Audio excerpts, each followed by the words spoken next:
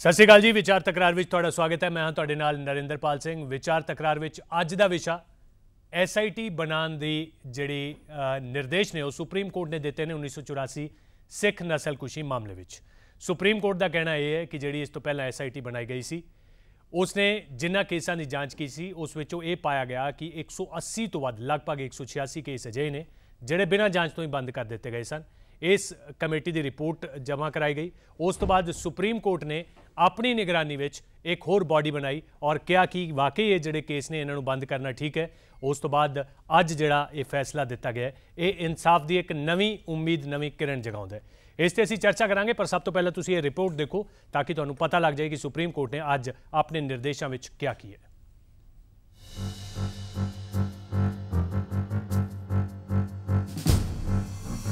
1984 नस्लकुशी मामले में supreme court का निर्देश। खुलणगे बंद किए गए 186 केस। मुड़ जागी इंसाफ की उम्मीद। 33 वरे तो ज्यादा का समा बीत जाने के बाद भी जारी है इंसाफ की जंग।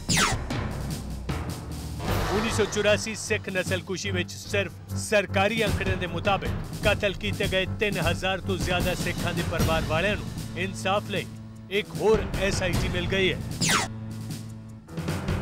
सुप्रीम कोर्ट ने फरवरी 2015 में केंद्र सरकार वालों बनाई गई SIT के 241 केसां नूं बंद किए जाने के फैसले के उपर बनी अपनी सुपरवाइजरी बॉडी की रिपोर्ट से सुनवाई करदिआं ये निर्देश दिते ने। दरअसल 1984 सिख नस्लकुशी के 293 मामलों की जांच लई मोदी सरकार वालों बनाई फरवरी 2015 में SIT के 241 केसां नूं बंद करने के फैसले ते सुप्रीम कोर्ट के ये निर्देश आए ने। सुप्रीम कोर्ट ने SIT की रिपोर्ट नूं जांचण लई पिछले साल ही अपनी निगरानी में एक सुपरवाइजरी बॉडी गठित की सी, जिस दी रिपोर्ट ते सुनवाई करदिआं इन्हां 241 केसां विचों 186 केसां नूं मुड़ जांच लई खोलण दे उच्चतम अदालत ने आदेश दिते ने। कोर्ट ने इन्हां मामलों की जांच लई हाई कोर्ट के एक रिटायर्ड जज, एक मौजूदा IPS अते एक रिटायर्ड IPS अधिकारी की एक SIT बनाए जाने का फैसला भी दिता। सुप्रीम कोर्ट ने यह भी कहा कि लगता इंज है कि 186 केस बिना जांच तो ही बंद किए गए ने।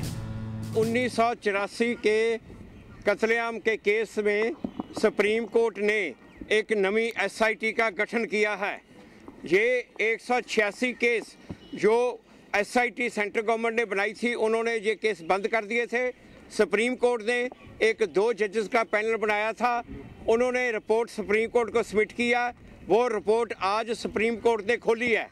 आज उसको एग्जामिन करने के बाद सुप्रीम कोर्ट ने ऑर्डर किया है कि 186 केसेस जो कि ये 1984 के सिख कत्लेआम के केसेस हैं उनको री इन्वेस्टिगेट करने के लिए एक नवी स्पेशल इन्वेस्टिगेशन टीम बनाई जाए और इस SIT में एक हाई कोर्ट के रिटायर्ड जज होंगे, एक इसमें रिटायर्ड DGP या IG लेवल के अफसर होंगे, तीसरा इसमें सर्विंग पुलिस अफसर जो होंगे जो IG लेवल के होंगे।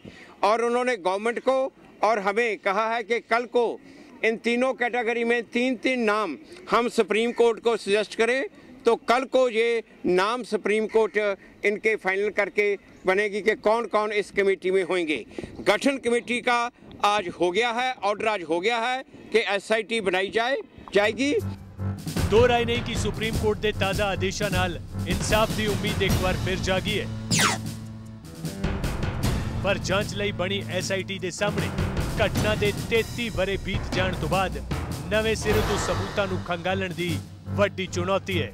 उपरों एक तो बाद एक बनदी SIT अते बदलदियां समय दियां सरकारां वल्लों हुंदी सियासत इंसाफ दे अंजाम तक पहुंचण दे रस्ते विच हमेशा दी तरह अड़िक्का बनण दी संभावनावां भी वड्डी चुनौती पेश करनगियां। मेरे हिसाब नाल बहुत अच्छा ऑर्डर सीगा जिहड़ा सुप्रीम कोर्ट ने जिस तरह ऑब्जरवेटरी कमेटी की रिपोर्ट के उपर 186 आउट ऑफ 293 केसेस के बारे डिस्कस करके और further investigation proper order is further investigation of 186 cases that SIT has not properly looked into.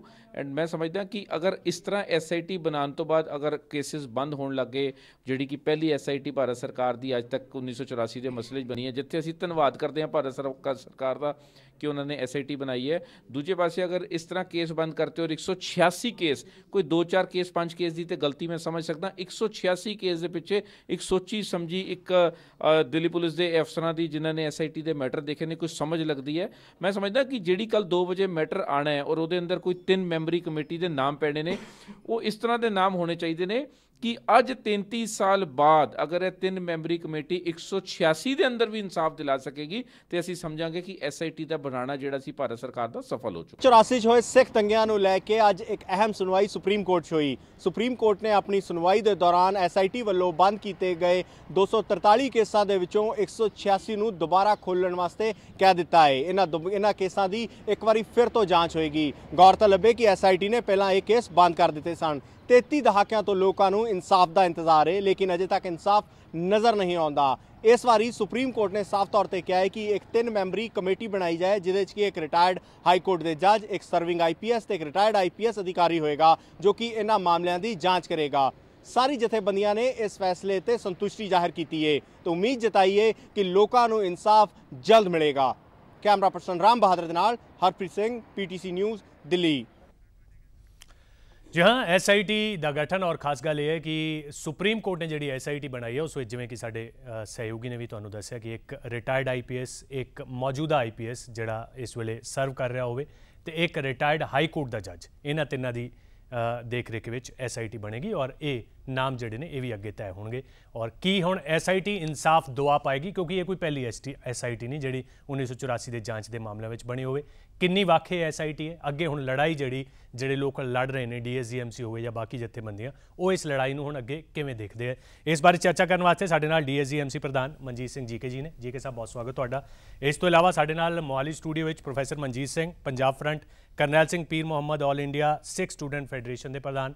Mohammad साहब बहुत स्वागत तुहाडा भी। इस तो इलावा साडे नाल डॉक्टर चीमा जुड़े ने, DS चीमा साहब अकाली दल वालों। चीमा साहब तुहाडा भी बहुत स्वागत। दलजीत सिंह चीमा जी और बूटा सिंह बैरागी आम आदमी पार्टी वालों साडे नाल जुड़े हुए हैं। इस तो इलावा कांग्रेस के भी एक नुमाइंदे साडे नाल जुड़नगे कुछ ही देर विच, जिवें कि उन्होंने साडे नाल वादा किया सी, हुण देखदे हां आउंदे या नहीं। सुरजीत सिंह साडे नाल जुड़नगे।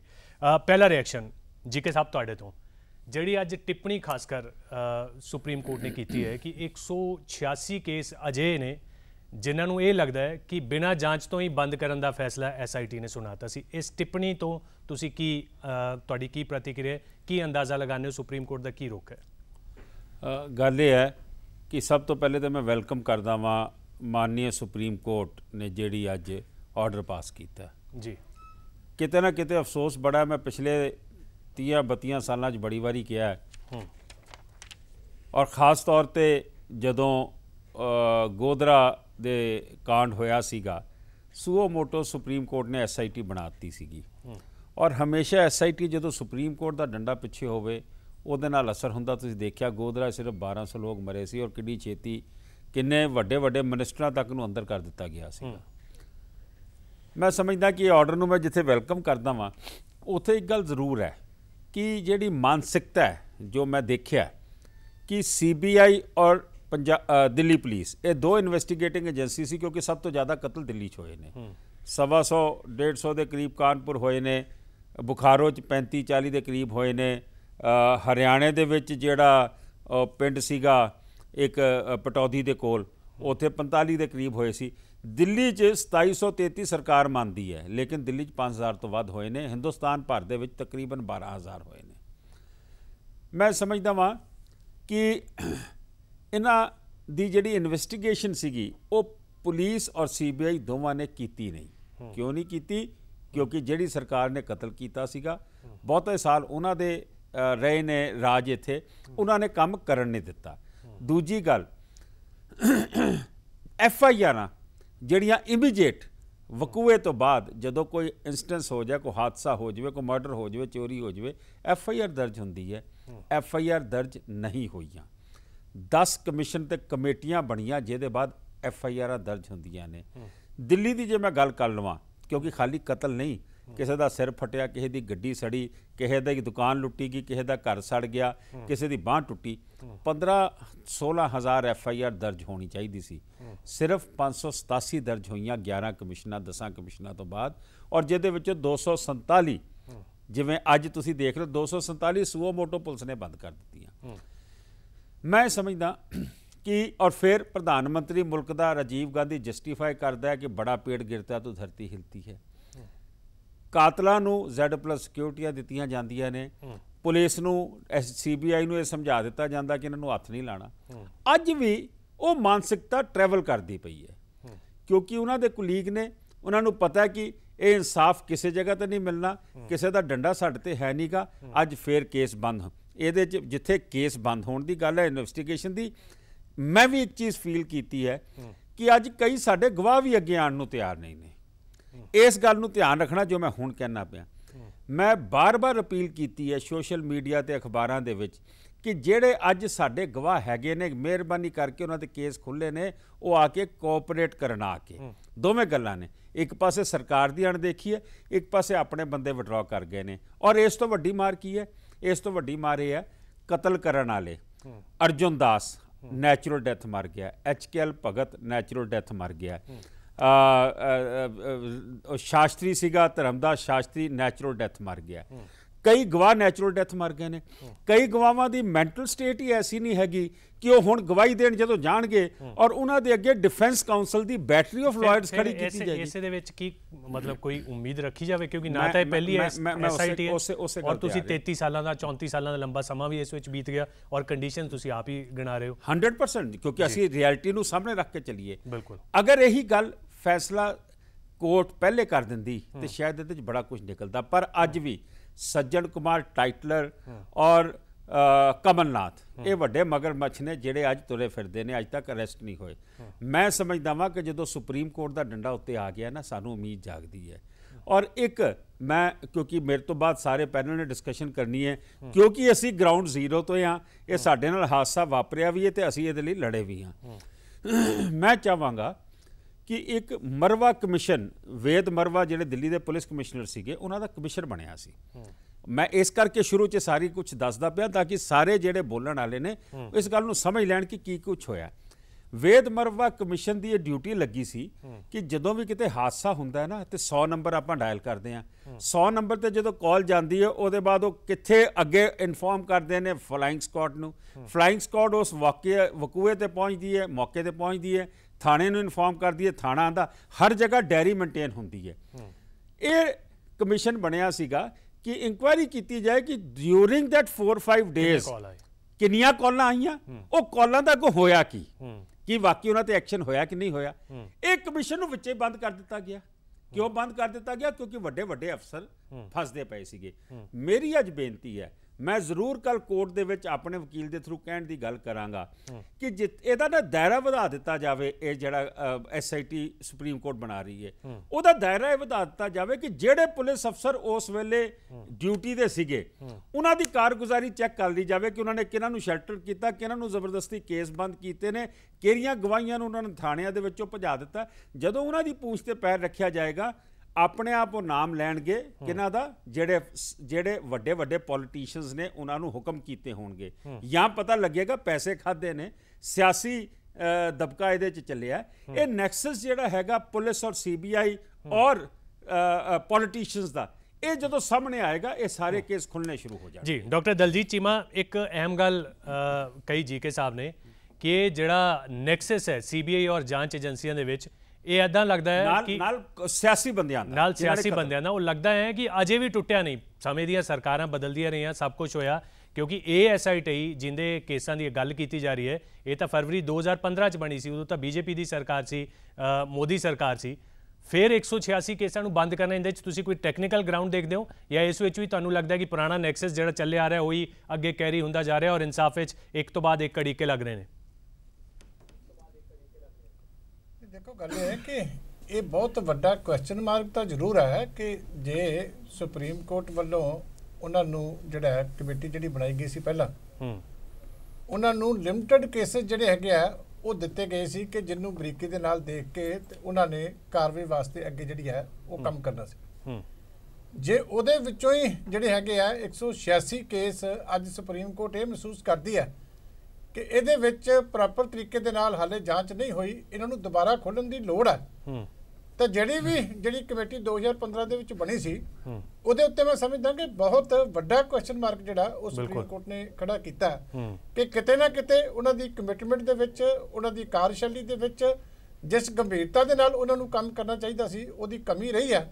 ਤੇ ਤਾਂ ਹੀ ਜਾ ਕੇ ਅੱਜ ਜਿਹੜੇ ਹੈਗੇ ਸੁਪਰੀਮ ਕੋਰਟ ਨੂੰ ਦੁਬਾਰਾ ਇੱਕ ਹੋਰ SIT ਦੇ ਜਿਹੜੀ ਜਾਂਚ ਹੈ ਉਹ ਹਵਾਲੇ ਕੀਤੀ ਜਾਣੀ ਚਾਹੀਦੀ, ਜਦੋਂ ਕਿ ਉਸ SIT ਦੀ ਇਹ ਡਿਊਟੀ ਬਣਦੀ ਸੀ ਕਿ ਇੱਕ ਬਹੁਤ ਵੱਡਾ ਚੈਲੰਜ ਜਿਹੜਾ ਇਨਸਾਫ ਦੇ ਮਾਮਲੇ ਦੇ ਵਿੱਚ ਬਹੁਤ ਲੰਬੇ ਵਕਫੇ ਤੋਂ ਬਾਅਦ ਉਹਨਾਂ ਦੇ ਸਾਹਮਣੇ ਰੱਖਿਆ ਗਿਆ ਸੀ ਕਿ ਇਹ ਕੇਸ ਤਾਂ ਸਾਰੇ ਜਾਣਦੇ ਕਿ ਸਬੂਤ ਮਿਟਾਉਣ ਵਾਸਤੇ, ਜਿਵੇਂ GK ਸਾਹਿਬ ਨੇ ਦੱਸਿਆ ਕਿ ਕਿਸੇ ਤਰ੍ਹਾਂ ਦੀ ਵੀ ਕੋਈ ਕਸਰ ਜਿਹੜੀ ਹੈ, ਬਹੁਤ ਲੰਬਾ ਵਕਫਾ ਮਿਲ ਗਿਆ, ਕਿਸੇ ਨੇ ਵੀ ਨਹੀਂ ਛੱਡੀ। ਜਿੰਨੀਆਂ ਉਸ ਵੇਲੇ ਕਾਂਗਰਸ ਪਾਰਟੀ ਦੀਆਂ ਸਰਕਾਰਾਂ ਕੇਂਦਰ ਦੇ ਵਿੱਚ ਆਈਆਂ, ਜਿਸ ਤਰੀਕੇ ਦੋਸ਼ੀ ਜਿਹੜੇ ਆ ਵੱਡੇ ਵੱਡੇ ਰੁਤਬਿਆਂ ਦੇ ਉੱਤੇ ਰਹੇ, ਸਾਰੇ ਪੱਧਰ ਦੇ ਉੱਤੇ ਸਬੂਤ ਮਿਟਾਉਣ ਦੀ ਕੋਸ਼ਿਸ਼ ਹੋਈ ਹੈ। ਲੇਕਿਨ ਇੰਨੇ ਸਾਲਾਂ ਬਾਅਦ ਇੱਕ ਸਪੈਸ਼ਲ ਕਮੇਟੀ ਨੂੰ ਇਹ ਟਾਸਕ ਦੇਣਾ, ਔਰ ਜੇ ਉਹਦੇ ਵਿੱਚੋਂ ਦੁਬਾਰਾ ਸੁਪਰੀਮ ਕੋਰਟ ਦੀ ਅੱਜ ਇਹ ਆਬਜ਼ਰਵੇਸ਼ਨ ਆਉਂਦੀ ਹੈ ਤੇ ਮੈਂ ਸਮਝਦਾ ਕਿ ਉਹ ਜਿਹੜੀ SIT ਆ ਉਹ ਆਪਣਾ ਕੰਮ ਕਰਨ ਦੇ ਵਿੱਚ ਬੁਰੀ ਤਰ੍ਹਾਂ ਫੇਲ ਹੋਈ ਹੈ। ਕਿਉਂ ਫੇਲ ਹੋਈ ਹੈ? ਇਹ ਕਾਰਨ ਲੱਭੇ ਜਾਣੇ ਚਾਹੀਦੇ ਨੇ, ਕਿਉਂਕਿ ਜੇ ਸਾਡੇ ਕੰਮ ਦੇ ਵਿੱਚ ਕਮਿਸ਼ਨਾਂ ਦਾ ਇਹ ਹਾਲ ਹੋਣ ਲੱਗ ਗਿਆ, ਪਹਿਲਾਂ ਜਸਟਿਸ ਰੰਗਾਨਾਥ ਕਮਿਸ਼ਨ ਬਣਿਆ ਤੇ ਉਹਨੇ ਸਾਰੇ ਜਿਹੜਾ ਬੇਸਿਕ ਕੰਮ ਕਰਨਾ ਸੀ, ਸਭ ਤੋਂ ਪਹਿਲਾਂ ਕਮਿਸ਼ਨ ਸੀ, ਉਹਨੇ ਸਾਰੀ ਚੀਜ਼ ਦੇ ਉੱਤੇ ਮਿੱਟੀ ਪਾ ਕੇ ਤੇ ਬਾਅਦ ਦੇ ਵਿੱਚ ਰਾਜ ਸਭਾ ਦੀ ਸੀਟ ਜਿਹੜੀ ਹੈ ਉਹ ਕਾਂਗਰਸ ਪਾਰਟੀ ਤੋਂ ਲਾ ਲਈ।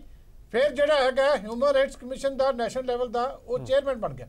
ਜੀ ठीक है, मैं वापस आना तुहाडे कोल जी। प्रोफैसर मनजीत, फिर इस जो चीज़ां जो हालात गिनाए जा रहे हैं दोवां पैनलिस्ट वालों, इस विच फिर की उम्मीद रखी जाए? क्योंकि ना तो सरकारां स्थिर ने ना पार्टियां स्थिर ने। हुण आने वाले समय किस दी सरकार आउंदी है, ये SIT कितना समा लैंदी है, फिर वही सियासी रोड़े, फिर वही सारियां चीज़ां।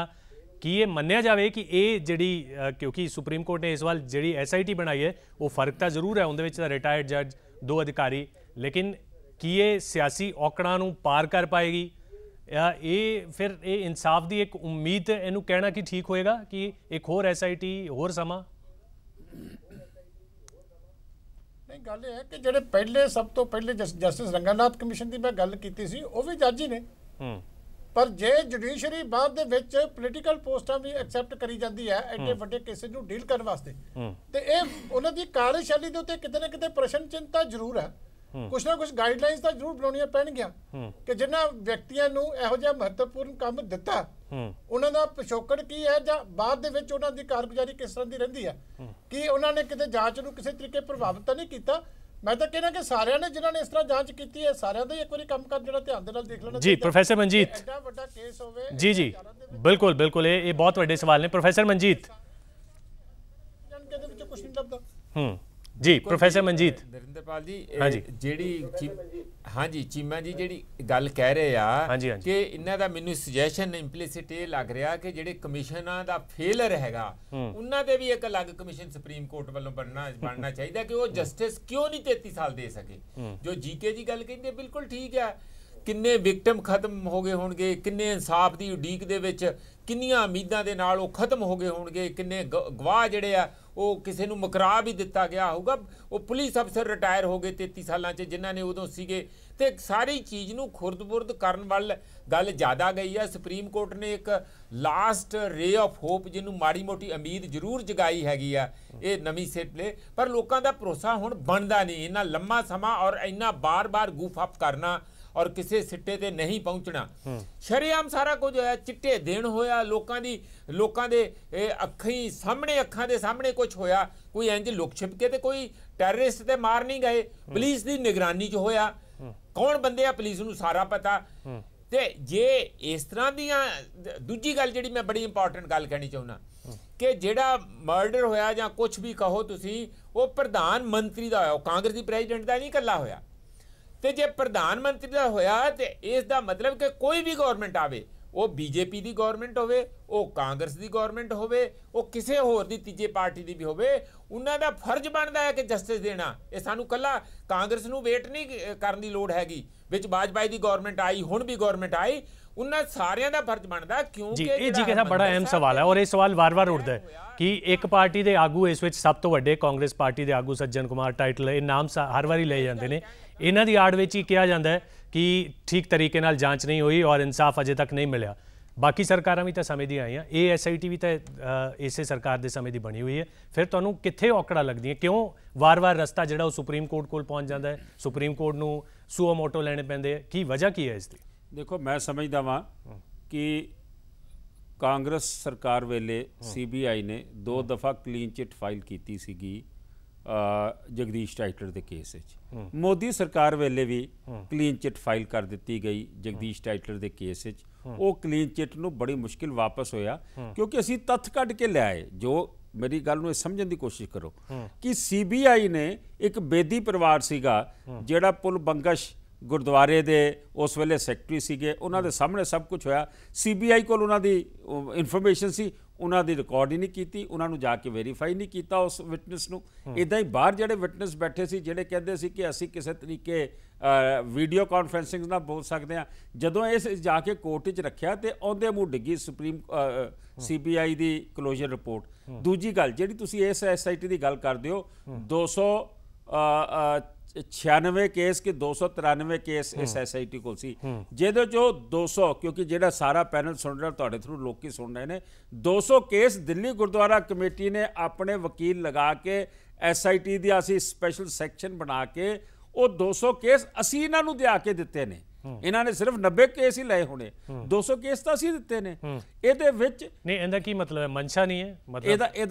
ਇਹਦੇ 2 ਗੱਲਾਂ ਨੇ ਜੀ। ਇੱਕ ਤੇ ਇਹਨਾਂ ਨੇ ਇਨਵੈਸਟੀਗੇਸ਼ਨ ਠੀਕ ਨਹੀਂ ਕੀਤੀ, ਦੂਜੇ ਪਾਸੇ ਜਿਹੜੇ ਗਵਾਹ ਵੀ ਕਿਉਂ ਨਹੀਂ ਕਰ ਰਹੇ? ਮਤਲਬ ਕਿਉਂ ਨਹੀਂ ਕਰ ਰਹੇ? ਇਹ ਕੀ ਮਾਈਂਡਸੈਟ ਹੋ ਜਿਹੜਾ ਕਹਿ ਰਿਹਾ ਕਿ ਜੇ ਮੋਦੀ ਵੇਲੇ ਵੀ ਜੇ ਕਲੋਜ਼ਰ ਰਿਪੋਰਟ CBI ਫਾਈਲ ਕਰ ਰਹੀ ਹੈ ਔਰ ਸਾਨੂੰ ਉਹਦੇ 'ਚ ਲੜਨਾ ਪਿਆ, ਅਸੀਂ ਜਾ ਕੇ ਤੱਥ ਦਿੱਤੇ ਨੇ, ਕੋਰਟ 'ਚੋਂ ਵਾਪਸ ਹੋਈਏ। ਮੈਂ ਸਮਝਦਾ ਵਾਂ ਕਿ ਮੋਦੀ ਸਰਕਾਰ ਨੂੰ ਵੀ ਇਸ ਤੇ ਡੰਡਾ ਪੂਰਾ ਕਰਨਾ ਪਏਗਾ। ਜਿਹੜੇ ਅਫਸਰਾਂ ਦੀ ਮਾਨਸਿਕਤਾ ਹੈਗੀ ਹੈ ਉਹ ਅੱਜ ਵੀ ਉਹੀ ਚੱਲ ਰਹੀ ਹੈ ਜੋ 84 ਤੋਂ ਬਾਅਦ ਸੀਗੀ। ਮੈਂ ਇਹ ਖੁਦ ਫੀਲ ਕਰਦਾ ਹਾਂ। ਮੈਂ ਸਮਝਦਾ ਮੋਦੀ ਸਰਕਾਰ ਇਹਦੇ 'ਚ ਨਾਕਾਮਯਾਬ ਹੋਈ ਹੈ ਉਹਨਾਂ ਅਫਸਰਾਂ ਕੋਲੋਂ ਸਹੀ ਕੰਮ ਕਰਾਉਣ ਦੀ। ਇਹਦੇ 'ਚ ਬਹੁਤ ਵੱਡੇ ਮੈਂ ਕਹਿੰਦਾ ਲੋਕ ਫਸਣਗੇ ਔਰ ਫਸਣੇ ਵੀ ਚਾਹੀਦੇ ਨੇ ਤਾਂ ਕਿ ਦੁਬਾਰਾ 1984 ਨਾ ਹੋਵੇ। ਜੇ ਅੱਜ ਸਾਡੇ ਨਾਲ ਹੋਈ ਹੈ ਇਹ ਕੱਲ ਬਾਕੀਆਂ ਨਾਲ ਵੀ ਹੋਣੀ। ਬਿਲਕੁਲ। ਬੂਟਾ ਸਿੰਘ ਬੈਰਾਗੀ ਜੀ, ਇਹ ਲੱਗਦਾ ਕਿ ਸਾਰੀ ਪਾਰਟੀਆਂ ਨੂੰ ਸਿਆਸਤ ਤੋਂ ਉੱਠ ਕੇ ਇਸ ਮੁੱਦੇ ਨੂੰ ਚੁੱਕਣਾ ਚਾਹੀਦਾ, ਯਾਨੀ ਇਹ ਕੀ ਮਜ਼ਾਕ ਹੋ ਰਿਹਾ? ਸਰਕਾਰਾਂ ਬਦਲਦੀਆਂ ਨੇ, ਅਧਿਕਾਰੀ ਫਿਰ ਉਹ ਕਲੋਜ਼ਰ ਰਿਪੋਰਟ ਤੇ ਆ ਜਾਂਦੇ ਨੇ, ਫਿਰ ਸੁਪਰੀਮ ਕੋਰਟ ਇੱਕ SIT ਬਣਾਉਂਦਾ ਹੈ, ਫਿਰ ਚੀਜ਼ਾਂ ਇੰਤਜ਼ਾਰ ਦੇ ਦਾਇਰੇ ਵਿੱਚ।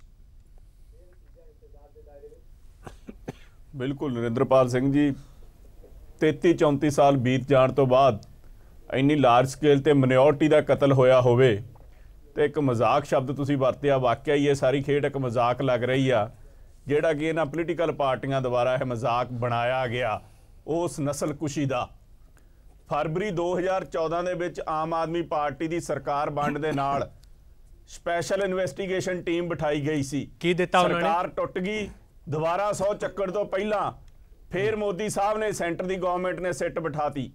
ਮੈਂ ਇੱਥੇ ਨਰਿੰਦਰਪਾਲ ਜੀ ਦੱਸਣਾ ਚਾਹਾਂ, ਸਪੈਸ਼ਲ ਇਨਵੈਸਟੀਗੇਸ਼ਨ ਟੀਮ ਦਾ ਜਿਹੜਾ ਸਮਾਂ ਸੀ 6 ਮਹੀਨੇ ਦੇ ਵਿੱਚ ਰਿਪੋਰਟ ਦੇਣੀ ਸੀ, ਪਰ ਇਹ ਭਾਜਪਾ ਦੀ ਸਰਕਾਰ 2 ਸਾਲ ਲੰਘਣ ਤੋਂ ਬਾਅਦ ਵੀ ਸਿੱਟ ਨੇ ਰਿਪੋਰਟ ਨਹੀਂ ਦਿੱਤੀ ਤੇ ਫਿਰ public interest litigation supreme court ਵਿੱਚ ਗਈ ਤੇ ਜਦੋਂ ਸੁਪਰੀਮ ਕੋਰਟ ਨੇ ਉਹ ਰਿਪੋਰਟ ਮੰਗਾਈ ਸਿੱਟ ਦੀ ਤੇ ਉਹਦੇ ਵਿੱਚ ਆ ਤੁਸੀਂ ਦੱਸ ਚੁੱਕੇ ਆ ਇੰਨੇ ਕੇਸ ਆ ਜਿਹੜੇ ਇਹਨਾਂ ਨੇ ਇਨਵੈਸਟੀਗੇਟ ਹੀ ਨਹੀਂ ਸੀਗੇ ਕੀਤੇ।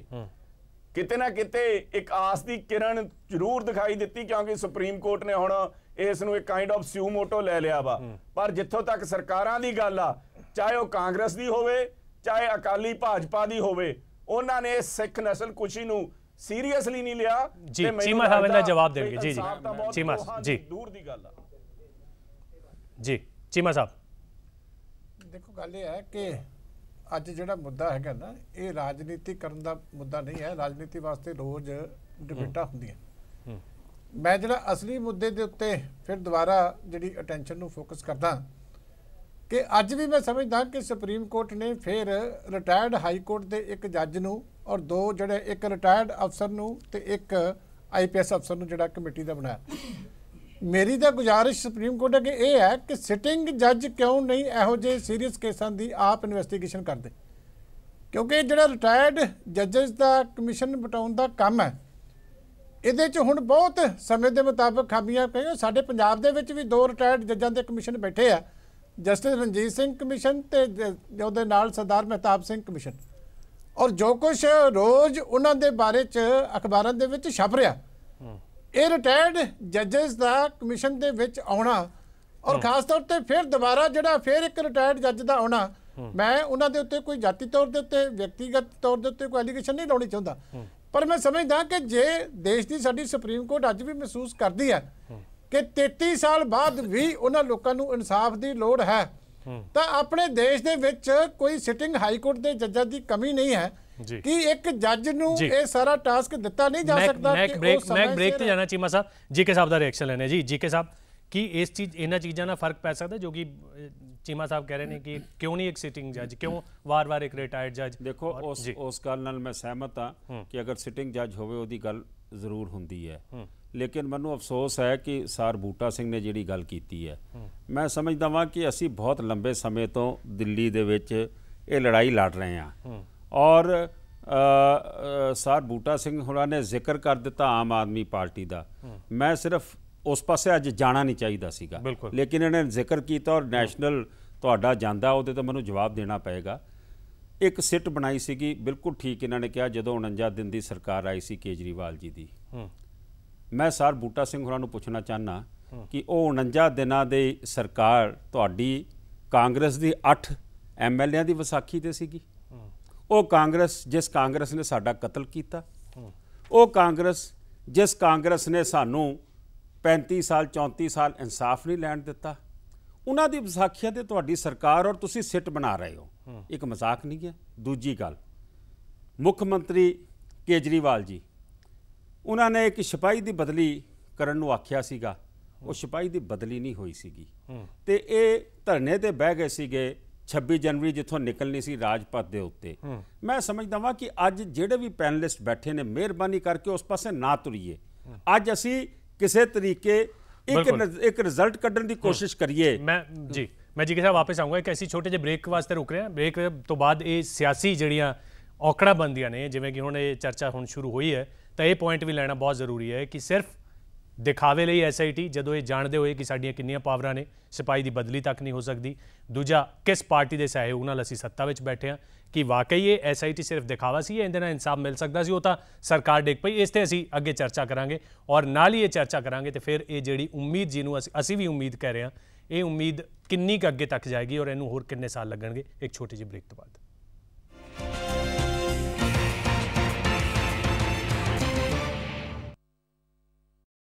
ਬ੍ਰੇਕ ਤੋਂ ਬਾਅਦ ਤੁਹਾਡਾ ਇੱਕ ਵਾਰ ਫਿਰ ਸਵਾਗਤ ਹੈ। ਅਸੀਂ ਚਰਚਾ ਕਰ ਰਹੇ ਹਾਂ ਕਿ ਜਿਹੜੀ ਸੁਪਰੀਮ ਕੋਰਟ ਨੇ ਅੱਜ SIT ਦੇ ਗਠਨ ਦੇ ਹੁਕਮ ਦਿੱਤੇ ਨੇ, 186 ਕੇਸ ਦੁਬਾਰਾ ਖੋਲ੍ਹਣ ਦੀ ਗੱਲ ਕਹੀ ਹੈ, ਇਹ ਵਾਕਈ ਉਮੀਦ ਹੈ ਇੱਕ ਇਨਸਾਫ ਦੀ, ਜਾਂ ਫਿਰ ਇਹ ਵੀ ਉਮੀਦ ਉਹਨਾਂ ਉਮੀਦਾਂ ਵਾਂਗੂ ਹੀ ਹੈ ਜਿਹੜੀ ਪਿਛਲੇ ਕਈ ਸਮੇਂ ਤੋਂ ਆ ਰਹੀਆਂ ਨੇ ਤੇ ਸਮੇਂ ਦੀਆਂ ਸਰਕਾਰਾਂ, ਸਿਆਸਤ ਅਤੇ ਹੋਰ ਕਈ ਚੀਜ਼ਾਂ ਵਿੱਚ ਫਸ ਜਾਂਦੀਆਂ ਨੇ। ਤੋਂ ਸਭ ਤੋਂ ਵੱਡਾ ਸਵਾਲ ਕਿ ਜਦੋਂ 33-34 ਸਾਲ ਹੋ ਜਾਣ ਤੇ SIT ਜਾਂਚ ਜਦੋਂ ਇਹ ਸ਼ੁਰੂ ਕਰੇਗੀ ਨਵੇਂ ਸਿਰੇ ਤੋਂ, ਤੇ ਫਿਰ ਕੀ ਵਾਕਈ ਇਨਸਾਫ ਦੇ ਅੰਜਾਮ ਤੱਕ ਪਹੁੰਚਿਆ ਜਾਏਗਾ ਜਾਂ ਨਹੀਂ ਪਹੁੰਚਿਆ ਜਾਏਗਾ। ਸਾਡੇ ਨਾਲ ਐਡਵੋਕੇਟ ਸੁਰਜੀਤ ਸਿੰਘ ਵੀ ਜੁੜ ਗਏ ਨੇ ਕਾਂਗਰਸ ਤੋਂ, ਉਹਨਾਂ ਕੋਲ ਚੱਲਦੇ ਹਾਂ।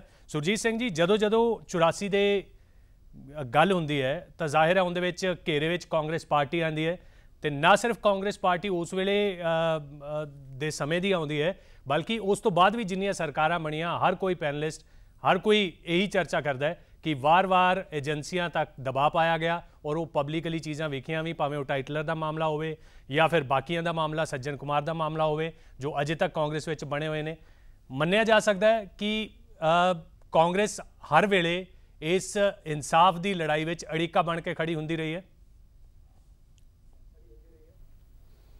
ਦੇਖੋ, ਜੋ ਪਹਿਲਾਂ ਗੱਲਾਂ ਹੋ ਗਈਆਂ, ਬੀਤੇ ਸਮੇਂ ਦੀਆਂ ਗੱਲਾਂ ਜਿਹੜੀਆਂ ਹੈਗੀਆਂ ਨੇ, ਅੱਜ ਮੈਂ ਕਹਿੰਦਾ ਉਹ ਸਾਰਿਆਂ ਉਸ ਮਸਲੇ ਤੇ, ਉਸ ਟੌਪਿਕ ਤੇ ਬਾਰ-ਬਾਰ ਡਿਬੇਟਸ ਹੋ ਰਹੀਆਂ ਨੇ, ਕਿੰਨੀਆਂ ਗੋਸ਼ਟੀਆਂ, ਕਿੰਨਾ ਕੁਝ ਹੋ ਲਿਆ। ਆਪਾਂ ਨੂੰ ਅੱਜ ਦਾ ਜੋ ਹੈਗਾ ਇਹਦੇ ਤੇ ਕੰਸੈਂਟਰੇਟ ਕਰਨਾ ਚਾਹੀਦਾ ਹੈ, ਕਿਉਂਕਿ ਜੋ ਪਾਸਟ ਵਿੱਚ ਹੋਇਆ ਉਹ ਅਨਡਨ ਤਾਂ ਨਹੀਂ ਹੋ ਸਕਦਾ। ਨਹੀਂ ਸੁਰਜੀਤ ਸਿੰਘ ਜੀ, ਇਹ ਸਿਰਫ ਪਾਸਟ ਦਾ ਅਸੀਂ ਤਾਂ ਰੈਫਰੈਂਸ ਦਿੰਦੇ ਹਾਂ ਕਿਉਂਕਿ ਪਾਸਟ ਦੇ ਵਿੱਚ ਵੀ SIT ਬਣ ਚੁੱਕੀਆਂ ਨੇ, ਔਰ ਇਹ ਕੋਈ ਜ਼ਰੂਰੀ ਨਹੀਂ ਕਿ ਇਹ SIT ਜਦੋਂ ਤੱਕ ਕੰਮ ਕਰਦੀ ਰਹੇਗੀ ਫਿਰ ਤੋਂ ਸੱਤਾ ਵਿੱਚ ਕਾਂਗਰਸ ਨਹੀਂ ਆਏਗੀ, ਇਹ ਵੀ ਕੋਈ ਜ਼ਰੂਰੀ ਨਹੀਂ। ਬੜੀਆਂ ਸਾਰੀਆਂ ਚੀਜ਼ਾਂ ਨੇ, ਬਦਲਦੀਆਂ ਰਹਿੰਦੀਆਂ ਨੇ ਸਮੇਂ ਨਾਲ, ਇਸ ਕਰਕੇ ਪਾਸਟ ਦਾ ਰੈਫਰੈਂਸ ਦੇ ਕੇ ਤੁਹਾਡੇ ਤੋਂ ਸਵਾਲ ਪੁੱਛ ਰਿਹਾ। ਦੇਖੋ, ਜੋ ਅੱਜ ਦਾ ਸੁਪਰੀਮ ਕੋਰਟ ਨੇ ਕੀਤਾ ਹੈ, ਫੈਸਲਾ ਕੀਤਾ ਹੈ, ਇਹ ਬੜਾ ਠੀਕ ਫੈਸਲਾ ਕੀਤਾ ਉਹਨਾਂ ਨੇ। ਦੁਬਾਰਾ SIT ਬਣਾਈ ਹੈ, ਬੜੇ ਹੀ ਜਿਹੜੇ ਸੀਨੀਅਰ ਲੈਵਲ ਦੇ ਜਿਹੜੇ ਉਹਨਾਂ ਨੇ ਜੱਜ ਸਾਹਿਬਾਨ ਤੇ ਉਹਦੇ ਵਿੱਚ IG ਤੇ ਵਗੈਰਾ ਹੋਰ ਜਿਹੜੇ ਐਸੋਸੀਏਟ ਕਰਨੇ ਨੇ ਤੇ ਕੱਲ ਫਾਈਨਲ ਹੋਣੀ ਹੈ ਜੋ SIT ਬਣੇਗੀ। ਇਹ ਠੀਕ ਹੈ, ਇਨਸਾਫ ਦੀ ਜਿਹੜੀ ਹੈਗੀ ਹੈ ਇੱਕ ਉਮੀਦ ਹੈਗੀ ਹੈ, ਉਹ ਜਲਦੀ ਤੋਂ ਜਲਦੀ ਅਸੀਂ ਉਮੀਦ ਕਰਦੇ ਹਾਂ ਕਿ ਜਿਹੜੀ ਨਵੀਂ SIT ਬਣੇਗੀ ਇਹ ਛੇਤੀ ਆਪਣਾ ਜਿਹੜੀ ਤਫਤੀਸ਼ ਕਰਕੇ ਜਿਹੜੇ ਮੁਲਜ਼ਮ ਹੈ ਇਹਨਾਂ ਨੂੰ ਸਾਹਮਣੇ ਲਿਆ ਕੇ ਸਜ਼ਾ ਦਿਵਾਉਣ ਦੇ ਵਿੱਚ ਕਾਫੀ ਹੱਦ ਤੱਕ ਇਹਦਾ ਮਦਦ ਹੋਏਗੀ ਤੇ ਇਨਸਾਫ ਲੋਕਾਂ ਨੂੰ ਮਿਲੇਗਾ ਤੇ ਅਸੀਂ ਇਹਦੇ ਨਾਲ ਠੀਕ ਹੈ, ਅੱਛੀ ਕੀਤਾ ਸੁਪਰੀਮ ਕੋਰਟ ਨੇ ਕੀਤਾ, ਫੈਸਲਾ ਕੀਤਾ, ਵਧੀਆ ਕੀਤਾ ਜੀ। ਹਾਂ, ਤੁਸੀਂ ਪਾਸ ਦੇ ਵੀ ਜਿਹੜੀ ਗੱਲਾਂ ਕਰ ਰਹੇ ਆ, ਪਾਸ ਦਾ ਜੋ ਹੋ ਗਿਆ ਪਾਸ ਦੇ ਵਿੱਚ ਉਹਨੂੰ ਅੱਜ ਦੇ ਆਪਾਂ ਦੁਬਾਰਾ ਬਾਰ-ਬਾਰ ਫਰੋੜ ਕੇ ਕਰਨੈਲ ਸਿੰਘ ਪੀਰ ਮੁਹੰਮਦ ਜੀ ਪਾਸ ਨੂੰ ਛੱਡਿਆ ਜਾ ਸਕਦਾ ਹੈ, ਅੱਗੇ ਵੱਲ ਨੂੰ ਵੇਖਣਾ ਚਾਹੀਦਾ ਹੈ? ਨਹੀਂ, ਦੇਖੋ 84 ਦਾ ਜੋ ਇਹ ਦੰਗੇ ਹੋਏ ਨੇ ਇਹ ਬਾਰ-ਬਾਰ ਸਾਰੀਆਂ ਜਿਹੜੀਆਂ ਹੈਗੀਆਂ KFC ਵੀ ਕਹਿ ਚੁੱਕੇ ਆ ਕਿ ਇੱਕ ਇਹ ਹਿੰਦੁਸਤਾਨ ਪੀਰ ਮੁਹੰਮਦ ਜੀ ਮੇਰਾ ਸਵਾਲ ਤੁਹਾਡੇ ਤੱਕ ਹੈ, ਪੀਰ ਮੁਹੰਮਦ ਸਾਹਿਬ ਮੇਰਾ ਸਵਾਲ ਤੁਹਾਡੇ ਤੱਕ ਹੈ, ਇਹ ਵਾਕਈ ਇਹ ਚੀਜ਼ਾਂ ਨੂੰ ਭੁੱਲਿਆ ਜਾ ਸਕਦਾ ਹੈ, ਐਡੀ ਵੱਡੀ ਚੀਜ਼ ਨੂੰ ਭੁੱਲਿਆ ਜਾ ਸਕਦਾ ਹੈ ਪਾਸਟ ਕਹਿ ਕੇ? ਇਸ ਤਰ੍ਹਾਂ ਹੈ ਨਰਿੰਦਰਪਾਲ ਜੀ ਮੈਨੂੰ ਕੁਐਸਚਨ ਕਰ ਰਹੇ ਆ, ਮੈਨੂੰ ਪੂਰਾ ਕਰ ਲੈਂਦੇ ਹੋ ਪਹਿਲਾਂ ਐਡਵੋਕੇਟ ਸਾਹਿਬ, ਮੈਨੂੰ ਸੌਰੀ ਮੈਂ ਇਹ ਗੱਲ ਕਹਿ ਰਿਹਾ ਕਿ ਦੇਖੋ ਸਭ ਤੋਂ ਪਹਿਲਾਂ ਤਾਂ ਜਿਹੜੇ ਪੈਨਲਿਸਟ ਬੈਠੇ ਨੇ ਜਿਹੜੀ ਮੇਨ ਗੱਲ ਹੈ ਉਸ ਦੇ ਉੱਤੇ ਕਿਸੇ ਨੇ ਵੀ ਆਪਣਾ ਜਵਾਬ ਸਪਸ਼ਟ ਨਹੀਂ ਦਿੱਤਾ। ਮੇਨ ਗੱਲ ਇਹ ਹੈ ਕਿ ਜਦੋਂ ਸੁਪਰੀਮ ਕੋਰਟ ਦੀ ਸੁਪਰਵਿਜ਼ਨ ਹੇਠ ਅੱਜ ਇੱਕ ਫੈਸਲਾ ਆਇਆ ਹੈ ਕਿ 186 ਕੇਸ ਜਿਹੜੇ ਬੰਦ ਕੀਤੇ ਗਏ, ਸਿਫਾਰਿਸ਼ ਕੀਤੀ ਗਈ ਉਹ ਦੁਬਾਰਾ ਖੋਲੇ ਜਾਣ, ਇਹਨਾਂ ਹਾਲਾਤਾਂ ਦੇ ਵਿੱਚ ਜਿਹੜੀ ਨਰਿੰਦਰ ਮੋਦੀ ਦੀ ਸਰਕਾਰ ਵੱਲੋਂ ਬਣਾਈ ਗਈ SIT ਉਹਦਾ ਕੀ ਮਾਇਨਾ ਰਹਿ ਜਾਂਦਾ? ਉਹਦਾ ਕੋਈ ਤਰਸੰਗਤ ਉਹ ਹੈਗੀ ਹੈ ਕਿ ਸਭ ਤੋਂ ਪਹਿਲਾਂ ਤਾਂ ਉਹਨੂੰ ਰੱਦ ਕਰਨ ਦੀ ਮੰਗ ਕਰਨੀ ਚਾਹੀਦੀ ਹੈ। ਜਦੋਂ ਹੁਣ ਸੁਪਰੀਮ ਕੋਰਟ ਨੇ ਆਪਣੇ ਹੱਥ ਦੇ ਵਿੱਚ ਲੈ ਲਿਆ ਫੈਸਲਾ, 186 ਕੇਸਾਂ ਦੀ ਉਹਨਾਂ ਨੇ ਗੱਲ ਕੀਤੀ ਹੈ, ਲੇਕਿਨ ਜਿਹੜੀ SIT 2015 ਦੇ ਵਿੱਚ ਮੋਦੀ ਸਰਕਾਰ ਨੇ ਬਣਾਈ ਹੈ ਉਸ ਦੀ ਵੈਲਿਊ ਕੀ ਹੈਗੀ ਹੈ? ਉਸ ਨੇ ਆਪਣੇ 3.5 ਸਾਲ ਦੇ ਸਮੇਂ ਦਰਮਿਆਨ ਜਿੰਨਾ ਪੈਸਾ ਉਸ ਦੇ ਉੱਪਰ ਖਰਚ ਹੋਇਆ, ਜੋ ਉਹਨੇ ਟਾਈਮ ਬਰਬਾਦ ਕੀਤਾ, ਉਹਦਾ ਸਾਰਾ ਹਿਸਾਬ ਕਿਤਾਬ ਜਿਹੜਾ ਉਹਨਾਂ ਅਧਿਕਾਰੀਆਂ ਦੇ ਉੱਪਰ ਪਾਇਆ ਜਾਣਾ ਚਾਹੀਦਾ ਜਿਨ੍ਹਾਂ ਨੇ 3.5 ਸਾਲ ਦਾ ਸਮਾਂ ਬੈਠ ਕੇ ਵਿਹਲਿਆਂ ਔਰ ਸਿਰਫ ਤੇ ਸਿਰਫ ਕੇਸ ਬੰਦ ਕਰਨ ਵਾਸਤੇ, ਔਰ ਜਿਹੜੇ ਕਾਤਲ ਸਨ ਜਗਦੀਸ਼ ਟਾਈਟਲਰ ਹੋਵੇ, ਸੱਜਣ ਕੁਮਾਰ ਹੋਵੇ, GK ਸਾਹਿਬ ਨੇ ਇੱਕ ਨਾਮ ਹੋਰ ਲਿਆ ਹੈ ਕਮਲਨਾਥ ਦਾ। ਮੈਂ GK ਸਾਹਿਬ ਨੂੰ ਕਹਾਂਗਾ ਤੁਹਾਡੇ ਕੋਲ ਇੱਕ ਸਭ ਤੋਂ ਬਿਹਤਰ ਸਮਾਂ ਹੈ, ਜਿਹੜਾ ਕਮਲਨਾਥ ਦੇ ਖਿਲਾਫ ਜਿਹੜੇ ਗਵਾਹ ਨੇ ਉਹ ਦਿੱਲੀ ਗੁਰਦੁਆਰਾ ਪ੍ਰਬੰਧਕ ਕਮੇਟੀ ਦੇ ਕੋਲ ਮੌਜੂਦ ਨੇ, ਮੁਖਤਿਆਰ ਸਿੰਘ, ਉਸ ਦੇ ਬਿਆਨਾਂ ਦੇ ਆਧਾਰ ਤੋਂ ਉਹਦੇ ਪਰਚਾ ਕਿਉਂ ਨਹੀਂ ਦਰਜ ਅੱਜ ਤੱਕ ਹੋਇਆ? ਆਪਾਂ ਸਿਰਫ ਨਾਮ ਲੈ ਕੇ ਉਹਨਾਂ ਨੂੰ ਤਾਂ ਸਜ਼ਾ ਨਹੀਂ ਦਵਾ ਸਕਦੇ ਕਿ ਆਪਾਂ ਕਾਤਲਾਂ ਦੇ ਨਾਮ ਲੈ ਦਿਆਂਗੇ, 4 ਕਾਤਲਾਂ ਦੇ ਨਾਮ ਲੈ ਲਈਏ ਤੇ ਉਹਨਾਂ ਨੂੰ ਸਜ਼ਾ ਮਿਲ ਜਾਏਗੀ। ਉਹਨਾਂ ਦੇ ਖਿਲਾਫ ਜਿਹੜੇ ਗਵਾਹ ਨੇ ਉਹ ਗਵਾਹ ਦਿੱਲੀ ਗੁਰਦੁਆਰਾ ਮੈਨੇਜਮੈਂਟ ਕਮੇਟੀ ਦਾ ਫਰਜ਼ ਬਣਦਾ। ਮੁਖਤਿਆਰ ਸਿੰਘ ਚਸ਼ਮਦੀਦ ਗਵਾਹ ਹੈ ਜਿਹੜਾ ਕਿ ਦਿੱਲੀ ਗੁਰਦੁਆਰਾ ਮੈਨੇਜਮੈਂਟ ਕਮੇਟੀ ਤੁਸੀਂ ਸਵਾਲ ਕਰ ਰਹੇ ਹੋ, ਜਵਾਬ ਵੀ ਲੈ ਜੀ ਕੇ ਸਾਹਿਬ ਜੀ ਉਹਦੇ ਉੱਪਰ ਕੇਸ ਦਰਜ ਕਰਵਾਇਆ। ਜੀ ਸਰ ਮੁਖਤਿਆਰ ਸਿੰਘ ਜਿਹੜਾ ਮੈਨੇਜਰ ਹੈ ਉਹ ਰਿਟਾਇਰ ਹੋ ਚੁੱਕਾ ਹੈ, ਔਰ ਜਦੋਂ ਅਸੀਂ ਉਸ ਨੂੰ ਪੇਸ਼ ਕਰਾਇਆ ਕਿ ਜਾ ਕੇ ਬਿਆਨ ਦਿੱਤਾ ਜਾਵੇ ਔਰ ਤਾਂ ਕਿ ਇਹਦੇ ਉੱਤੇ ਕੇਸ ਰਜਿਸਟਰ ਹੋ ਜਾਵੇ, ਉਹ ਬਿਆਨ ਦੇਣ ਤੋਂ ਪਾਸਾ ਵੱਟ ਗਿਆ। ਉਹ ਉਸ ਦਿਨ ਉੱਥੇ ਗਿਆ ਹੀ ਨਹੀਂ। ਉਹਦੇ ਬਾਅਦ ਬੜੀ ਵਾਰੀ ਆਖਿਆ, ਕਦੀ ਕੋਈ ਬਹਾਨਾ ਕਦੀ ਕੋਈ ਬਹਾਨਾ, ਔਰ ਉਹ ਉੱਥੇ ਕੇਸ ਰਜਿਸਟਰ ਕਰਾਉਣ ਵਾਸਤੇ ਨਹੀਂ ਗਿਆ।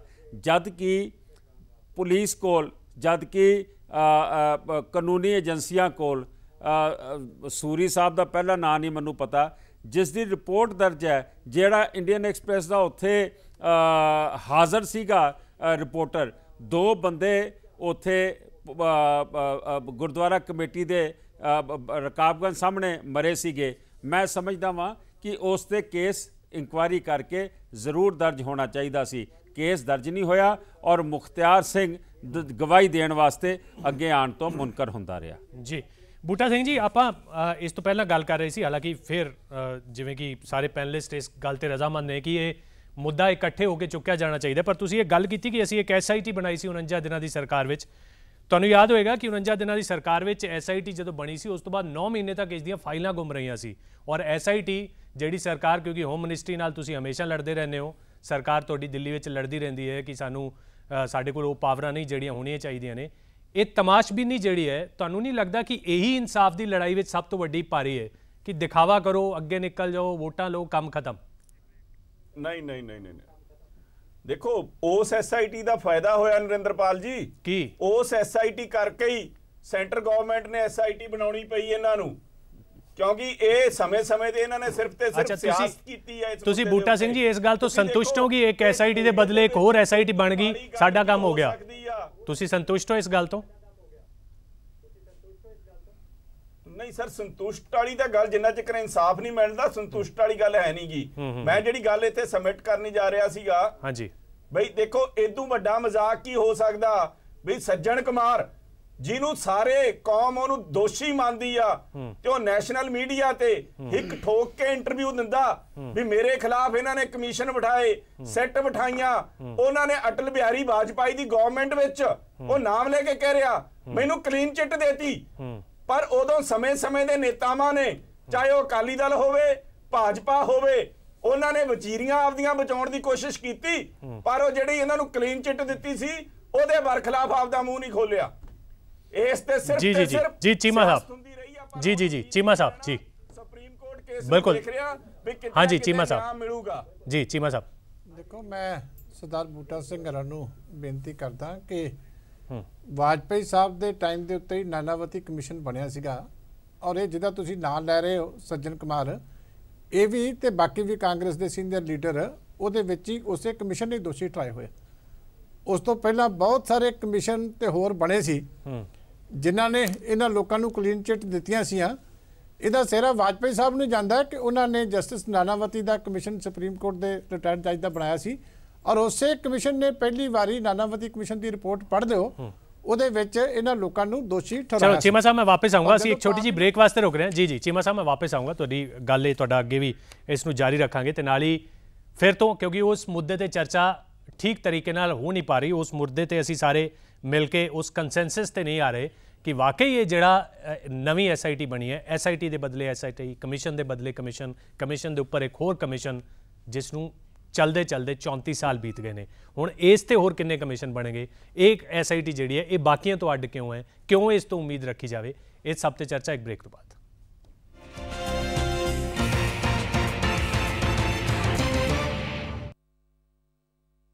ਇੱਕ ਵਾਰ ਫਿਰ ਤੁਹਾਡਾ ਸਵਾਗਤ ਹੈ ਵਿਚਾਰ ਤਕਰਾਰ ਵਿੱਚ। ਅਸੀਂ ਚਰਚਾ ਕਰ ਰਹੇ ਹਾਂ ਕਿ ਨਵੀਂ ਬਣੀ ਜਿਹੜੀ ਐਸਆਈਟੀ, ਜਿਸ ਦੇ ਨਾਮ ਹੁਣ ਡਿਸਾਈਡ ਹੋਣ ਜਾ ਰਹੇ ਨੇ ਕਿ ਵਾਕਈ ਸੁਪਰੀਮ ਕੋਰਟ ਦੀ ਨਿਗਰਾਨੀ ਵਿੱਚ ਇਹ ਬਣ ਰਹੀ ਹੈ, ਇਨਸਾਫ ਦੀ ਉਮੀਦ ਹੈ ਜਾਂ ਫਿਰ ਸਮਾਂ ਇੰਨਾ ਲੱਗ ਚੁੱਕਿਆ, ਕਿਉਂਕਿ ਕਿਹਾ ਜਾਂਦਾ ਹੈ ਕਿ justice delayed is justice denied, ਲੇਕਿਨ ਇੱਥੇ ਡਿਲੇ ਕਹਿਣਾ ਵੀ ਸ਼ਬਦ ਆਪਣੇ ਆਪ ਵਿੱਚ ਸ਼ਰਮਸਾਰ ਕਰਨ ਵਾਲਾ, ਕਿਉਂਕਿ 34 ਸਾਲ ਦਾ ਲੰਬਾ ਸਮਾਂ ਬੀਤ ਚੁੱਕਿਆ ਹੈ ਕਿ ਵਾਕਈ ਇਸ ਤੋਂ ਬਾਅਦ ਹੁਣ ਜਾਂਚ ਵਿੱਚ ਕੁਝ ਹੱਥ ਵਿੱਚ ਆਏਗਾ, ਇਨਸਾਫ ਮਿਲੇਗਾ ਜਾਂ ਨਹੀਂ। ਪ੍ਰੋਫੈਸਰ ਮਨਜੀਤ, ਮੇਰਾ ਸਵਾਲ ਤੁਹਾਡੇ ਤੋਂ, ਇੱਕ ਤੋਂ ਬਾਅਦ ਇੱਕ ਕਮਿਸ਼ਨ, ਇੱਕ ਤੋਂ ਬਾਅਦ ਇੱਕ ਐਸਆਈਟੀ ਔਰ ਸਮੇਂ ਦੀਆਂ ਸਰਕਾਰਾਂ, ਸਮੇਂ ਦੇ ਸਿਆਸਤਦਾਨ ਕੁਝ ਇਹਨਾਂ ਚੀਜ਼ਾਂ ਨੂੰ ਕਹਿ ਕੇ ਆਪਦਾ ਪੱਲਾ ਝਾੜਦੇ ਰਹਿੰਦੇ ਨੇ, ਵਾਕਈ ਹੁਣ ਤੁਹਾਨੂੰ ਲੱਗਦਾ ਕਿ ਇਹ ਜਿਹੜੀ ਨਵੀਂ ਟਵਿਸਟ ਇਸ ਮਾਮਲੇ ਵਿੱਚ ਆਇਆ ਹੈ ਇਹ ਕਿਸੇ ਹੱਦ ਤੱਕ ਕਾਰਗਰ ਸਾਬਿਤ ਹੋਏਗਾ ਜਾਂ ਫਿਰ ਇਹ ਵੀ ਉਹਨਾਂ ਦਾਇਰਿਆਂ 'ਚ ਫਸ ਕੇ ਰਹਿ ਜਾਏਗਾ? ਨਰਿੰਦਰਪਾਲ ਜੀ, ਇਹ ਇੱਕ ਕਿਸਮ ਦੀ ਉਮੀਦ ਦੇਣ ਵਾਲੀ ਗੱਲ ਆ, ਭਰੋਸਾ ਨਹੀਂ ਹੋ ਰਿਹਾ।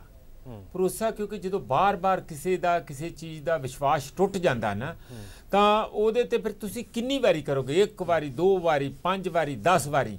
ਜੇ 10 ਵਾਰੀ ਵਿਸ਼ਵਾਸ ਟੁੱਟ ਜਾਂਦਾ ਤੇ ਉਦੋਂ ਬਾਅਦ ਵਿਸ਼ਵਾਸ ਕਰਨਾ, ਉਮੀਦ ਕਰਨਾ, ਮੈਨੂੰ ਲੱਗਦਾ ਕਿ ਕੋਈ ਬਹੁਤੀ ਉਹ ਸਿਆਣਪ ਵਾਲੀ ਗੱਲ ਨਹੀਂ। ਨੰਬਰ 1 ਗੱਲ ਤੇ ਮੈਂ ਸਾਫ਼ ਸਟੇਟਮੈਂਟ ਇਹਦੇ ਤੇ ਦੇਣੀ ਚਾਹੁੰਦਾ।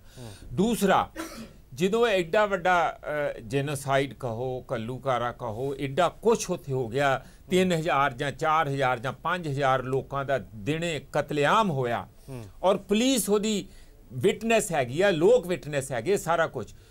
ਜਿਹੜੇ ਸਾਡੇ ਜਿੰਨੇ ਵੀ ਸਿੱਖੀ ਦੇ ਲੰਬੜਦਾਰ ਸੀਗੇ ਜਾਂ ਮਾਈਨੋਰਿਟੀ ਦੇ ਲੰਬੜਦਾਰ ਸੀ, ਭਾਵੇਂ ਉਹ ਪੰਜਾਬ ਦੀ ਐਸਜੀਪੀਸੀ ਸੀਗੀ, ਭਾਵੇਂ ਪੰਜਾਬ ਦੀ ਸਾਡੀ ਬੈਠੇ ਚੀਮਾ ਜੀ ਵੀ ਅਕਾਲੀ ਪਾਰਟੀ ਸੀ, ਇਹ ਰਾਜਨੀਤਿਕ ਸਵਾਲ ਸੀਗਾ।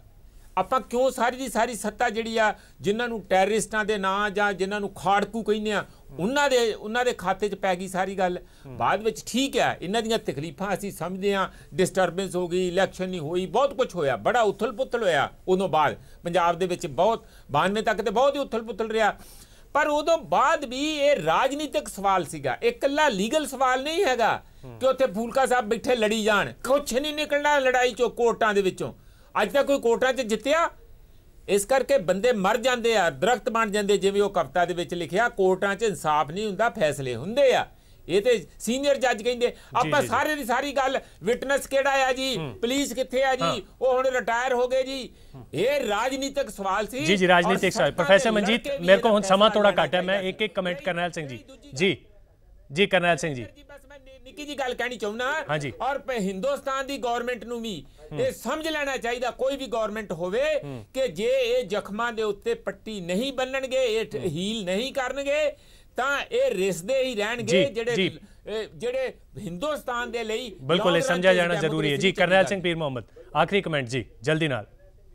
देखो जी ਸਭ ਤੋਂ ਪਹਿਲੀ ਗੱਲ ਤਾਂ ਇਹ ਕਿ ਕਾਂਗਰਸ ਦੇ ਇੱਥੇ ਨੁਮਾਇੰਦੇ ਬੈਠੇ ਨੇ ਸਵੈ ਸਾਹਿਬ, ਇਹਨਾਂ ਨੂੰ ਆਪਣੀ ਪਾਰਟੀ ਅੰਦਰ ਝਾਤ ਮਾਰਨੀ ਚਾਹੀਦੀ ਹੈ। ਸਿੱਖਾਂ ਦੇ ਜਿਹੜੇ ਕਾਤਲ ਨੇ ਗਾਂਧੀ ਪਰਿਵਾਰ, ਉਹਨਾਂ ਨੂੰ ਆਪਣੇ ਕਲਾਵੇ ਦੇ ਵਿੱਚ ਲੈ ਕੇ ਬੈਠਾ, ਜਗਦੀਸ਼ ਟਾਈਟਲਰ, ਸੱਜਣ ਕੁਮਾਰ, ਕਮਲਨਾਥ, ਜਿੰਨੇ ਵੀ ਇਹ ਦੋਸ਼ੀ ਨੇ ਇਹਨਾਂ ਨੂੰ ਪਾਰਟੀ ਦੇ ਵਿੱਚੋਂ ਹੁਣ ਹੀ ਕੱਢ ਲੈਣ।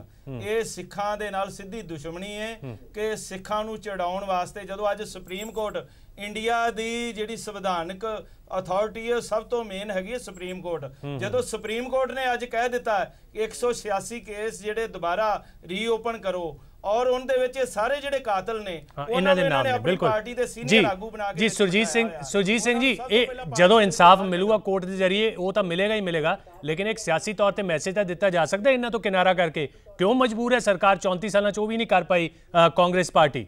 ਜੀ ਸੁਰਜੀਤ ਸਿੰਘ ਜੀ ਇੰਨੀ ਵੱਡੀ ਕੀ ਮਜਬੂਰੀ ਹੈ? ਦੇਖੋ ਜੀ ਸਭ ਤੋਂ ਪਹਿਲੀ ਗੱਲ ਤਾਂ ਇਹ ਹੈ ਮੈਂ ਨੁਮਾਇੰਦਾ ਹੈਗਾ ਪੰਜਾਬ ਪ੍ਰਦੇਸ਼ ਕਾਂਗਰਸ ਕਮੇਟੀ ਦਾ। ਨਹੀਂ ਪਾਰਟੀ ਤਾਂ ਤੁਹਾਡੀ ਹੈ, ਆਲ ਇੰਡੀਆ ਕਾਂਗਰਸ ਕਮੇਟੀ ਦਾ ਤਾਂ ਹੈ ਨਹੀਂ ਜੀ। ਨਹੀਂ ਪਰ ਇਹ ਬਤੌਰ ਸਿੱਖ ਤੁਸੀਂ ਘੱਟੋ ਘੱਟ ਨਹੀਂ ਤੁਹਾਨੂੰ ਕਹਿਣਾ ਤਾਂ ਚਾਹੀਦਾ ਹੈ ਕਿ ਇਹਨਾਂ ਨੂੰ ਹਟਾਇਆ ਜਾਣਾ ਚਾਹੀਦਾ, ਕੱਢਿਆ ਜਾਣਾ ਚਾਹੀਦਾ। ਇਹ ਮੰਦਭਾਗਾ ਹੈ, ਹਾਂ ਇਹ ਮੰਦਭਾਗਾ ਹੈ ਕਿ ਹੁਣ ਤੱਕ ਜਿਹੜੇ ਹੈਗੇ ਦੋਸ਼ੀ ਕੋਈ ਵੀ ਹੋਵੇ ਦੋਸ਼ੀ ਕਿ ਉਹਨਾਂ ਨੂੰ ਹੁਣ ਤੱਕ ਸਜ਼ਾਵਾਂ ਨਹੀਂ ਮਿਲੀਆਂ। ਨਹੀਂ ਸਜ਼ਾਵਾਂ ਵੀ ਨਹੀਂ ਮਿਲੀਆਂ, ਸਿਆਸੀ ਤੌਰ ਤੇ ਵੀ ਉਵੇਂ ਹੀ ਉਹ ਜੀ ਮੈਨੂੰ ਲੱਗਦਾ ਹੈ ਕਿ ਸੁਪਰੀਮ ਕੋਰਟ ਆਪ ਮੋਨੀਟਰ ਵੀ ਕਰੇਗੀ ਇਹਨੂੰ, ਇਨਵੈਸਟੀਗੇਸ਼ਨ ਨੂੰ, ਤਫਤੀਸ਼ ਨੂੰ ਜਿਹੜੀ ਐਸਆਈਟੀ ਕਰੇਗੀ, ਮੋਨੀਟਰ ਵੀ ਲੱਗਦਾ ਇਹ ਹੈ। ਤੇ ਹੁਣ ਲੱਗਦਾ ਕਿ ਇਹ ਜਿਹੜੇ ਹੈਗੇ ਦੋਸ਼ੀਆਂ ਨੂੰ ਕੁਛ ਨਾ ਕੁਛ ਉਹਨਾਂ ਨੂੰ ਜਿਹੜੀ ਹੈਗੀ ਹੈ ਉਹਨਾਂ ਸਾਹਮਣੇ ਆਉਣਗੇ ਤੇ ਸਜ਼ਾਵਾਂ ਜਿਹੜੀਆਂ ਸਿਆਸੀ ਤੌਰ ਤੇ ਕਦੋਂ ਮੈਸੇਜ ਕਾਂਗਰਸ ਪਾਰਟੀ ਵੱਲੋਂ ਦਿੱਤਾ ਜਾਏਗਾ, ਇਹ ਸਭ ਤੋਂ ਵੱਡਾ ਸਵਾਲ ਹੈ। ਚੀਮਾ ਸਾਹਿਬ ਆਖਰੀ ਕਮੈਂਟ ਇੱਕ ਜਲਦੀ ਨਾਲ। ਦੇਖੋ ਮੈਂ ਰਾਹੁਲ ਗਾਂਧੀ ਕਾਂਗਰਸ ਦੇ ਨਵੇਂ ਪ੍ਰਧਾਨ ਬਣੇ ਆ, ਇਸ ਵੇਲੇ ਉਹਨਾਂ ਕੋਲ ਮੌਕਾ ਹੈ ਕਿ ਮਨੀ ਸ਼ੰਕਰ ਆਇਰ ਨੇ ਇੱਕ ਅਪਸ਼ਬਦ ਪ੍ਰਧਾਨ ਮੰਤਰੀ ਦੇ ਬਾਰੇ ਚ ਕਿਨਾਰਾ ਕਰਵਾਤਾ ਜੀ। ਬਿਲਕੁਲ ਬੋਲਿਆ ਸੀ, ਕਾਂਗਰਸ ਨੂੰ ਪਤਾ ਸੀ ਕਿ ਉਸ ਸ਼ਬਦ ਦੇ ਨਾਲ ਸਾਨੂੰ ਰਾਜਨੀਤਿਕ ਤੌਰ ਤੇ ਬਹੁਤ ਨੁਕਸਾਨ ਹੋਣਾ, ਤੇ ਇਹਨਾਂ ਨੇ ਉਸੇ ਦਿਨ ਹੀ ਮੁੱਢਲੀ ਮੈਂਬਰਸ਼ਿਪ ਦੇ ਵਿੱਚੋਂ ਉਹਨੂੰ ਖਾਰਜ ਕਰ ਦਿੱਤਾ ਸੀ ਮਨੀ ਸ਼ੰਕਰ ਆਇਰ ਨੂੰ, ਕਿ ਅਸੀਂ ਜੇ ਕੋਈ ਗਲਤ ਕਰਦਾ ਤੇ ਬੜੀ ਸਖਤੀ ਕਰਦੇ। ਹਾਲੇ ਉਹਦਾ ਕਾਰਨ ਰਾਜਨੀਤਿਕ ਸੀ ਕਿਉਂਕਿ ਉਹਦੇ ਨਾਲ ਨੁਕਸਾਨ ਕਾਂਗਰਸ ਪਾਰਟੀ ਨੂੰ ਉਸ ਅਪਸ਼ਬਦ ਮੋਦੀ ਸਾਹਿਬ ਦੇ ਬਾਰੇ ਬੋਲਣ ਨਾਲ ਇਲੈਕਸ਼ਨ 'ਚ ਹੋਇਆ ਸੀ। ਜਿਨ੍ਹਾਂ ਲੋਕਾਂ ਨੇ ਐਡਾ ਵੱਡਾ ਕੰਮ ਕੀਤਾ, ਬਿਲਕੁਲ, ਕਿ ਅੱਜ ਵੀ ਰਾਹੁਲ ਗਾਂਧੀ ਉਹਨਾਂ ਨੂੰ ਪਾਰਟੀ ਦੀ ਮੁੱਢਲੀ ਮੈਂਬਰਸ਼ਿਪ ਤੋਂ ਖਾਰਜ ਕਰਦੇ ਕਿ ਨਹੀਂ ਕਰਦੇ, ਇਹ ਨਵੇਂ ਪ੍ਰਧਾਨ ਸਭ ਤੋਂ ਵੱਡਾ ਸਵਾਲ। ਬੂਟਾ ਸਿੰਘ ਜੀ ਜੀ ਬੂਟਾ ਸਿੰਘ ਜੀ ਦੇਖੋ ਇਸ ਜਿਹੜਾ ਇਹ ਹੋਇਆ ਸੀ ਜੀਨੋਸਾਈਡ ਹੋਇਆ ਸੀ, ਇਹਦੇ ਮੁਤਲਕ ਮਟੀਰੀਅਲ ਕਾਫੀ, ਜੇ ਮੈਂ ਲੀਗਲੀ ਗੱਲ ਕਰਾਂ, ਕਾਫੀ ਇਕੱਠਾ ਹੋ ਚੁੱਕਿਆ ਤੇ ਮੈਨੂੰ ਲੱਗਦਾ ਚਾਹੇ ਉਹ ਕਿਵੇਂ ਵੀ ਸੀ ਵੀ ਹੁਣ ਸੁਪਰੀਮ ਕੋਰਟ ਨੂੰ ਇੱਕ ਫਾਸਟ ਟਰੈਕ ਕੋਰਟ ਬਣਾਉਣਾ ਚਾਹੀਦਾ ਵਾ, ਕਿਉਂਕਿ ਕਈ ਵਿਟਨੈਸ ਆ ਜਿਹੜੇ ਉਹ ਪਹਿਲਾਂ ਵਿਚਾਰੇ ਸਵਰਗ ਸੁਧਾਰ ਗਏ, ਕਈ ਸੁਧਾਰ ਜਾਣਗੇ। ਫਾਸਟ ਟਰੈਕ ਕੋਰਟ ਸਿਰਫ ਤੇ ਸਿਰਫ ਇਸੇ ਜੀਨੋਸਾਈਡ ਲਈ ਬਣੇ। ਜੇ ਕਿ ਫਾਸਟ ਟਰੈਕ ਕੋਰਟ ਸਮਾਂ ਹਾਲਾਂਕਿ ਸੁਪਰੀਮ ਕੋਰਟ ਨੇ ਵੀ ਕਿਹਾ ਕਿ ਜਲਦੀ ਨਾਲ 2 ਮਹੀਨੇ ਦਾ ਸਮੇਂ ਦੀ ਵਿੱਚ ਹਜੇ ਵੀ ਚੀਜ਼ਾਂ ਉਲਝੀਆਂ ਹੋਈਆਂ ਨੇ। ਦੇਖੋ ਇੱਕ ਤਾਂ ਫਾਸਟ ਟਰੈਕ ਕੋਰਟ ਦੀ ਗੱਲ ਠੀਕ ਹੈ, ਦੂਜੀ ਗੱਲ ਜਿਹੜੀ ਸ਼ਾਇਦ ਮੈਨੂੰ ਨਹੀਂ ਪਤਾ ਕਿਹੜੇ ਪੈਨਲਿਸਟ ਨੇ ਕਹੀ ਸੀ, ਮੋਨੀਟਰਿੰਗ ਜਿਹੜੀ ਹੈ ਉਹ ਸੁਪਰੀਮ ਕੋਰਟ ਆਪਣੇ ਹੱਥ 'ਚ ਰੱਖੇਗਾ ਤਾਂ ਕੁਝ ਨਿਕਲੇਗਾ। ਸਰਕਾਰਾਂ ਕੋਲੋਂ ਆਪਾਂ, ਕਿਉਂਕਿ ਸਰਕਾਰਾਂ ਨੇ ਅਮਲੇ ਨੂੰ ਕਹਿਣਾ, ਅਫਸਰ ਨੂੰ ਕਹਿਣਾ, ਅਫਸਰ ਨੂੰ ਪਤਾ ਮੇਰੇ ਉੱਤੇ ਡੰਡਾ ਕੋਈ ਨਹੀਂ, ਸੁਪਰੀਮ ਕੋਰਟ ਦੇ ਡੰਡੇ ਤੋਂ ਸਭ ਡਰਦੇ ਨੇ। ਬਿਲਕੁਲ ਮੈਂ ਸਮਝਦਾ ਜੇ ਸੁਪਰੀਮ ਕੋਰਟ ਦਾ ਡੰਡਾ ਰਹੇਗਾ, ਸ਼ਾਇਦ ਜਿਹੜੀ ਰਾਖ ਇਸ ਵੇਲੇ ਜਿਹ ਚੋਂ ਹਲਕਾ ਜਿਹਾ ਧੂਆਂ ਜਿਹਾ ਨਿਕਲਦਾ, ਅੱਗ ਤਾਂ ਬੁੱਝ ਚੁੱਕੀ ਆ, ਸ਼ਾਇਦ ਕਿਤੇ ਨਾ ਕਿਤੇ ਫਿਰ ਇਹ ਭਾਂਬੜ ਜਿਹੜਾ ਇਨਸਾਫ ਬਣ ਕੇ ਨਿਕਲੇ ਔਰ ਸ਼ਾਇਦ ਸਾਡੇ ਦਿਲਾਂ ਨੂੰ ਕਿਤੇ ਠੰਡ। ਬਿਲਕੁਲ ਦਿਲਾਂ ਨੂੰ ਠੰਡ ਪਵੇ, ਜ਼ਖਮਾਂ ਤੇ ਮਰਮ ਲੱਗੇ, ਕਿਉਂਕਿ 34 ਸਾਲ ਹੋ ਗਏ ਨੇ। ਔਰ ਖਾਸ ਗੱਲ ਇਹ ਹੈ ਕਿ ਸੁਪਰੀਮ ਕੋਰਟ ਦੀ ਮੋਨੀਟਰਿੰਗ ਦੇ ਵਿੱਚ ਹੀ ਇਹ ਜਿਹੜੇ 186 ਕੇਸ ਦੁਬਾਰਾ ਖੋਲ੍ਹਣ ਦੀ ਗੱਲ ਕੀ ਗਈ ਹੈ, ਇਹ ਵੀ ਸੁਪਰੀਮ ਕੋਰਟ ਦੀ ਜਿਹੜੀ ਬਾਡੀ ਸੀ ਉਹਨੇ ਮੋਨੀਟਰ ਕੀਤੀ ਐਸਆਈਟੀ ਦੀ ਰਿਪੋਰਟ ਤੇ ਇਸ ਫੈਸਲੇ ਤੱਕ ਪਹੁੰਚੀ ਹੈ। ਉਮੀਦ ਕੀਤੀ ਜਾਣੀ ਚਾਹੀਦੀ ਹੈ ਕਿ ਵਾਕਈ 34 ਲੱਗ ਗਏ, ਹੋਰ 34 ਨਾ ਲੱਗਣ, ਘੱਟੋ ਘੱਟ ਇਨਸਾਫ ਹੁਣ ਤਾਂ ਮਿਲੇ। ਬਹੁਤ ਬਹੁਤ ਧੰਨਵਾਦ ਸਾਰੇ ਪੈਨਲਿਸਟ ਦਾ ਸਾਡੇ ਨਾਲ ਬਣੇ ਰਹਿਣ ਲਈ। ਵਿਚਾਰ ਤਕਰਾਰ ਵਿੱਚ ਅੱਜ ਵਾਸਤੇ ਇੰਨਾ ਹੀ।